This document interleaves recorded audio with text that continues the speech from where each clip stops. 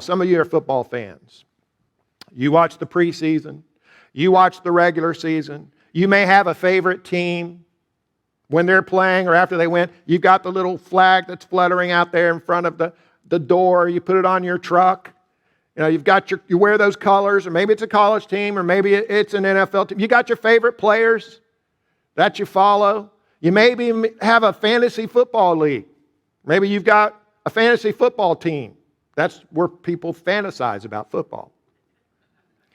Others of you are like me. You don't really care about football. You don't watch the preseason.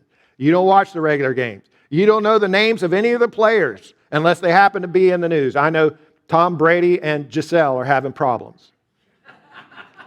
But only because I keep up with current events. That's the only reason I know that. You don't watch any of the games. But you may be like me in that you watch one game a year. If there's one, I watch one game a year.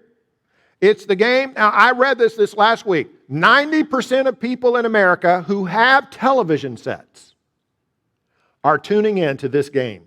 90% of people who have television sets are watching this one game. What game is that? Well, of course, it's the Super Bowl. Why do I watch that game? Why do 100 million people watch the Super Bowl? The commercials, right?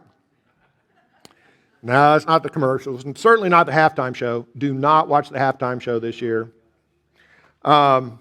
It's the most important game of the year, that's why. It's the only one that really counts. It's the most important game. And if you look at God's history, His story, God's history, I look at it this way, and I don't know if this is unique with me or I'm just remembering something somebody told me, but I look at the patriarchs as the preseason. Patriarchs would be Abraham, Isaac, and Jacob. You know, during those ancient times, that's preseason. I look at the nation of Israel under Moses and the subsequent history as the regular season. And the church age, ever since Pentecost, is the postseason. The church age is the Super Bowl. It's what everything has been leading up to. It's the most important time in spiritual history. I think we are so lucky, and I know lucky is not the word, maybe privileged. We're so blessed, you and I, to live now in the church age, the age of the kingdom, the Super Bowl.